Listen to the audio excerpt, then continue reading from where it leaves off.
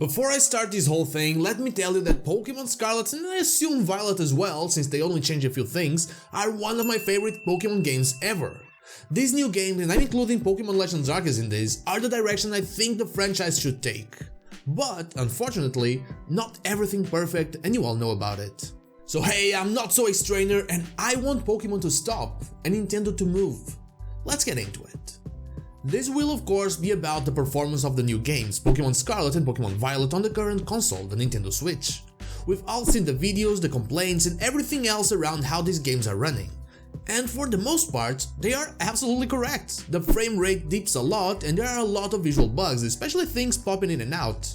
I haven't found anything game breaking myself in I don't know how many hours at this point, but I know that people online and even close friends have. This heavily shifts the blame to Gamefreak, once again at the center of more Pokémon backlash.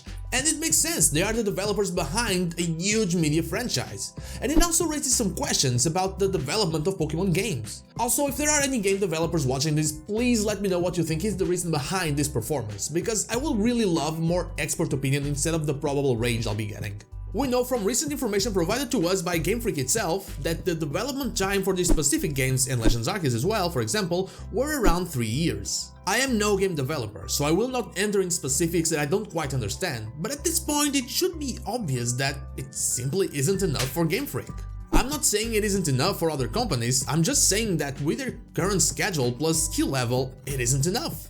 If I'm not mistaken, Breath of the Wild took over 5 years to make, for example, and that's a game that, while almost perfect, also runs into some troubles with frame rate dips, especially during rain and in the Korok Woods.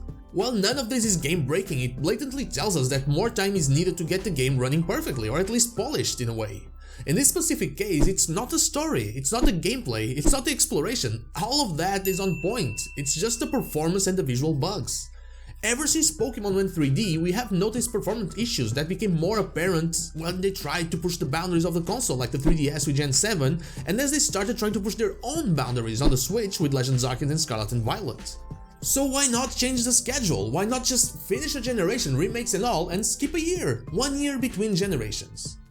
Well, they just can't do it. Pokémon is a media making factory. They cannot stop. The anime, the cards, the manga, everything is waiting for the games. The games run Pokémon and all the rest just follow the game's lead. It has always been this way, but it's becoming more of an issue as they themselves try to push forward. They will never stop, but I really want them to. Still, that's just the first part of the title, since I also want Nintendo to move. The Nintendo Switch is now over 5 years old. It wasn't powerful when it launched, but that wasn't the problem, but it hasn't really gotten better with time. It isn't an issue if you're playing like a more indie game or a less demanding title, but it really becomes a problem when developing for it drastically limits what you can do. If we want the games and franchises we love to evolve, and I don't just mean Pokémon, the console has to evolve with them. I know that, at least from what I read, you should always develop with the hardware in mind. But this becomes a big limitation when the hardware itself remains unchanged for so long, with it supposedly remaining that way for another big while.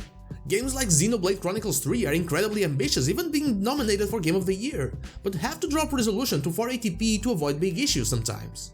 Bayonetta 3 has a hard time running on the system. I remember trying out Immortals Phoenix Rising, and the good gameplay was a bit weighed down by the performance as well. We're about to get Tears of the Kingdom, the sequel to Breath of the Wild. This is the big sequel to one of the games that launched this console. It is time to move on. It's fair to assume that we will see DLC for Gen 9 like we saw for Gen 8, and that it will be followed by a remake leading into Gen 10. That makes Gen 10 probably 3 years away. If this is how Gen 9 runs on this console, and the ambition we're seeing with both Legends Arceus and Scarlet and Violet shows us that they're pushing their boundaries, how will Gen 10 run on the Nintendo Switch with the current schedule and skill level of Gamefreak and the limitations that this console brings to the table? How can it be fixed if not by a new schedule, a revamp of the team, and a new console? I honestly cannot tell. Anyway, that is all I have for you today. I love these games so much, I'm having a blast playing them, some of my favorite Pokémon titles ever. But I really want them to stop for a while, and deliver us the best product they can on a console that actually pushes them forward as well. But what about you? How did you feel about the a 1-year stop between generations, and how do you feel about the new console, a new Nintendo Switch? Let me know in the comments down below. And now, like the video if you like it, dislike if you don't, and don't forget to subscribe to the channel for more Pokemon content, and also ring the bell so you know when the next video is out. You can follow me on social media and Twitch from Wednesday to Sunday, not Saturday, or join our Discord. All the links are in the description. Thank you so much for watching, and I'll see you all on the next one.